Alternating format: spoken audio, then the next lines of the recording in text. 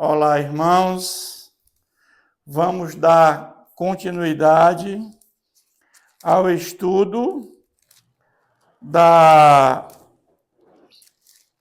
Carta aos Hebreus, capítulo 5. Como nós vimos já nos capítulos anteriores, muitos judeus cristãos estavam saindo do judaísmo para o cristianismo. Mas face às perseguições, querem voltar ao judaísmo, para escapar do que estão sendo perseguidos, uns até chegando até a morte. E esse livro, essa carta aos Hebreus, ela trata da superioridade de Cristo. Ou seja, voltar ao judaísmo não tinha nenhum sentido, que era uma coisa ruim.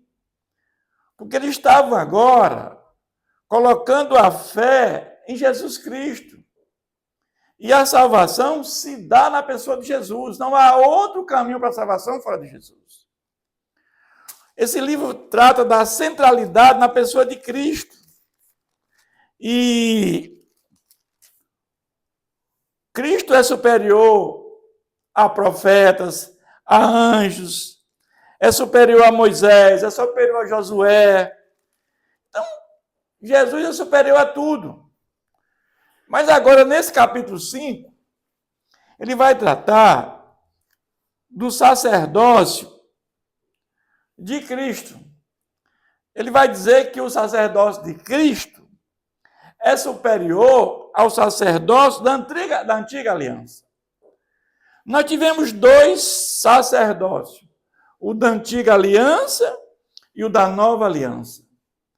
Mas como é que o sacerdócio da antiga aliança aconteceu?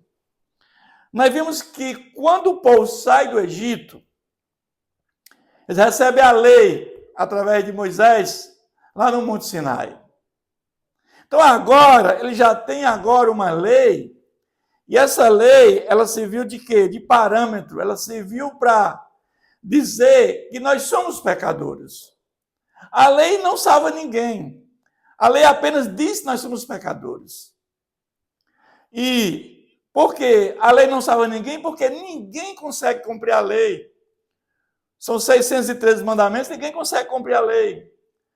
E Jesus cumpriu a lei em nosso favor na cruz. Mas o fato é que a lei já existia. Agora, Deus manda que Moisés construa um tabernáculo móvel. E naquele tabernáculo ali era a morada de Deus. Havia o pátio, o lugar santo e o Santo dos Santos. No Santo dos Santos foi colocado, no Santo dos Santos, uma arca da aliança. E essa arca representava ali, simbolizava ali a presença de Deus naquele lugar. Mas agora, precisa agora ter um sumo sacerdote. E houve uma confusão muito grande com relação a quem seria o sumo sacerdote. E Deus manda que Moisés recolha de cada tribo uma vara e coloque na entrada ali do portão, e que pela manhã aquela que lhe florescesse, esse seria o sumo sacerdote. E aí, pela manhã, quando, na realidade, vamos até lá, a vara que floresceu foi a de Arão, com flores, com amêndoas. Então, Arão é escolhido por Deus, o sumo sacerdote. Então, Arão foi o primeiro sumo sacerdote da história, quando ainda existia o tabernáculo, lá no deserto. E qual era a função do sumo sacerdote?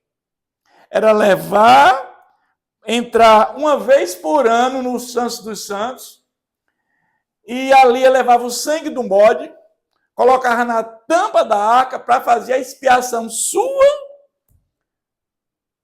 dos seus pecados e os pecados de todos. Essa era a função do sumo sacerdote. Era imperfeito. Por quê? Porque todo ano repetia aquele mesmo ritual. Precisava repetir a cada ano. Era imperfeito.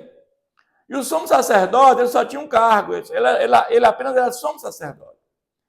E ao longo da história, até a destruição do Templo de Jerusalém, nós tivemos 83 sumos sacerdotes. E o outro foi Fanias, quando houve a destruição do templo. Mas o fato é que, por que os levitas foram escolhidos também como o povo para fazer a parte espiritual?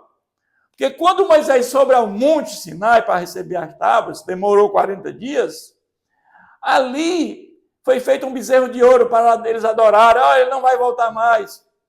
E o fato é que eles constrangem Arão a fazer aquele bezerro. Arão não. Ele não. Aquele bezerro de ouro era como um Deus para eles. Arão não adorou. Mas o fato é feito, depois ele se arrependeu. E Moisés manda os levitas matam aqueles que adoraram o bezerro. E ali nós vamos ver, né, em Êxodo 32, que não é claro, mas ali deixa entender que os levitas agora iam fazer a obra espiritual. Cabia aos levitas. Porque foram os únicos a adorar aquele bezerro de ouro. Mas aqui o texto começa dizendo, porque todo sumo sacerdote tendo tomado dentre os homens, ou seja, o sumo sacerdote era uma pessoa humana. Era uma pessoa humana, não era um anjo.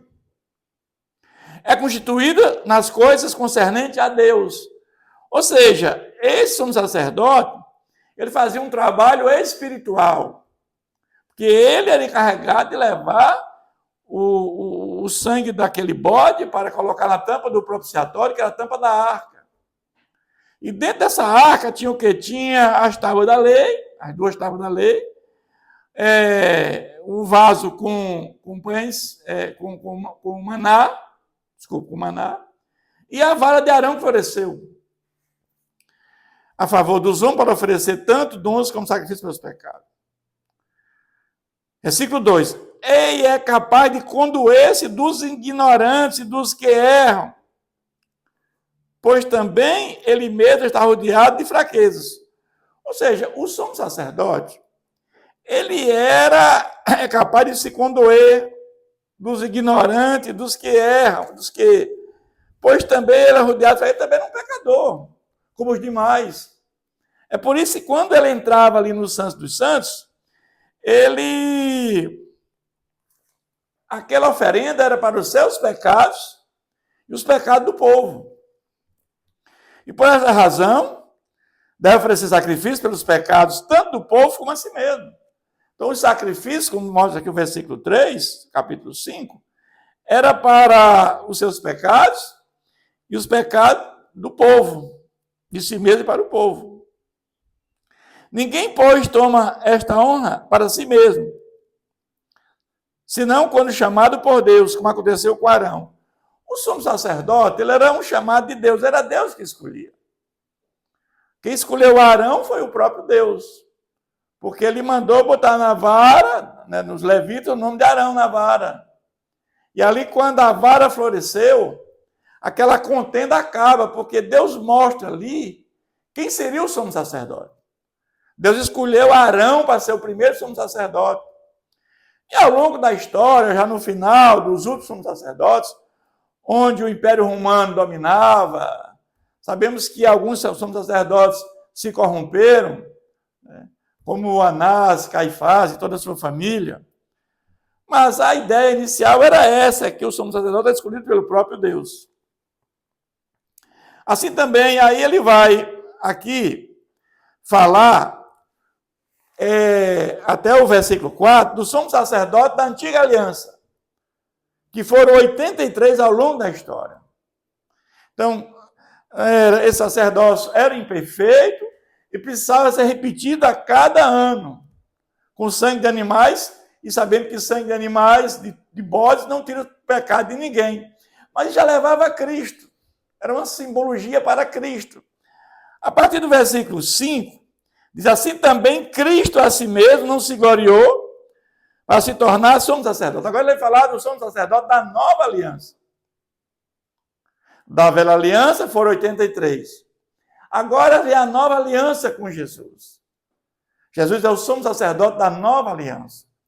Diferentemente da velha aliança que tivemos em 83, na nova aliança só teve um único sumo sacerdote, que foi Jesus. Jesus é sumo sacerdote. E por quê? Porque ele derramou o seu próprio sangue em nosso favor. Ele fez um sacrifício único. Então, o sacrifício de Jesus foi perfeito. Ele ali na cruz, sem pecado, ele morreu em nosso lugar. Então, esse sacrifício de animais não tinha mais sentido existir.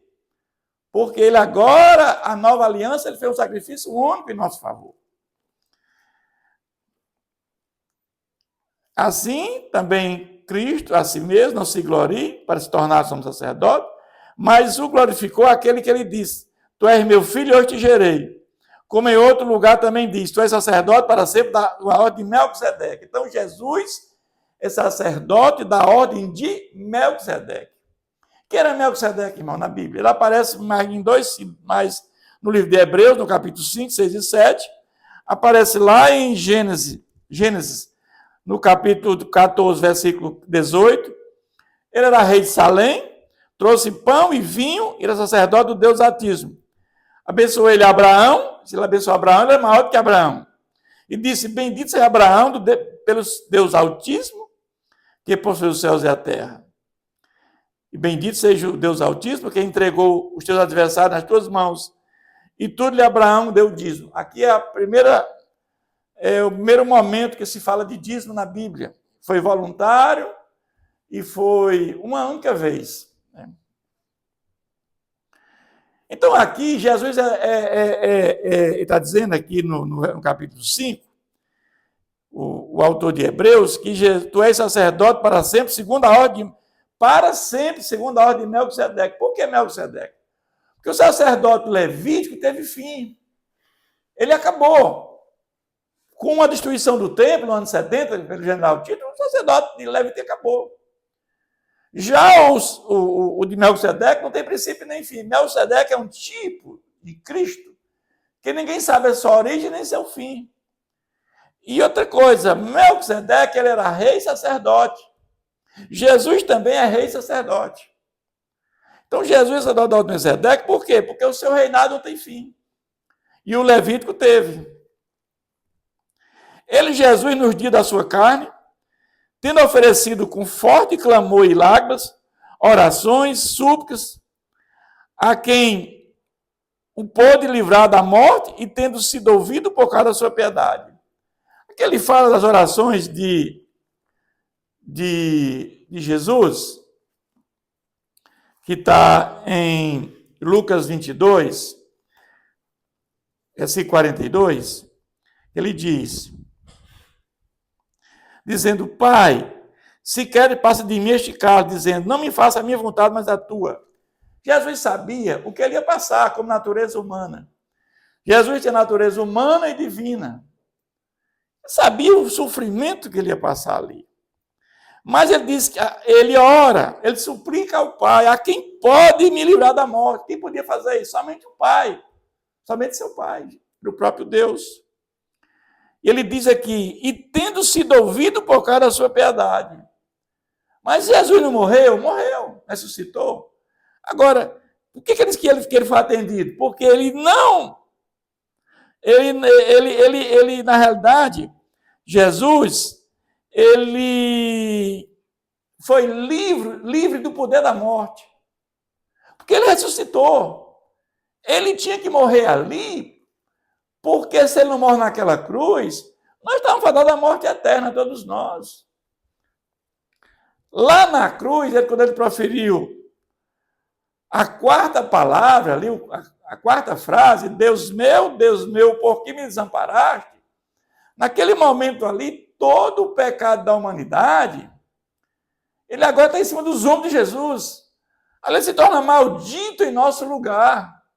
E o pai tem que abandonar. Por quê? Porque Deus é amor. E a palavra de Deus diz que o salário do pecado é a morte. Então ele tinha que morrer naquele momento. Ele, como natureza humana, ali ele leva todos os pecados da humanidade nos seus ombros. Ali ele é abandonado pelo pai. Mas na última palavra, na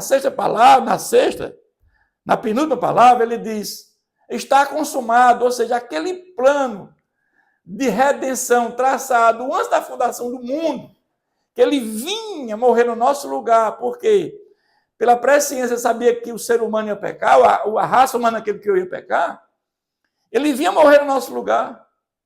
E ele morre, ele produz a última frase, a sétima frase, e diz: Pai, nas tuas mãos entrego o meu espírito. E ali, ao terceiro dia, ele ressuscita. Nós vamos ver que no livro de Atos dos Apóstolos,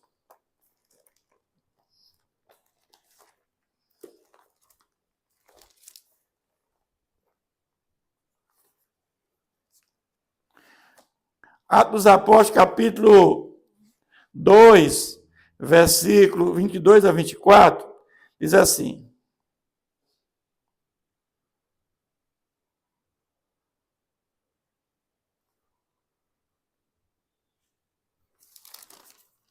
diz assim: ao qual, porém, Deus ressuscitou, rompendo os grilhões da morte, porquanto não era possível fosse ele retido pela morte. Então, ele foi livre do poder da morte, porque ele não podia ser retido do poder da morte. Então, o Pai atendeu a oração dele. E ele vai dizer também em Apocalipse, capítulo 1, e versículo 17 e 18, diz assim: quando vi, caí aos seus pés como morto. Isso é João falando. Porém, ele pôs sobre mim a mão direita, dizendo: não temos, eu sou o primeiro e o último. E aquele que vive estive morto, mas eis que eu estou vivo pelos séculos dos séculos, e tenho as chaves da morte e do inferno. Jesus está vivo, ressuscitou. Então, a oração que ele fez aqui ao Pai, ele disse assim: que aquele que podia me livrar da morte, tendo sido ouvido por causa da minha piedade. Então, o Pai ouviu a oração dele, porque ele morreu, ele foi livre do poder da morte, mas ressuscitou.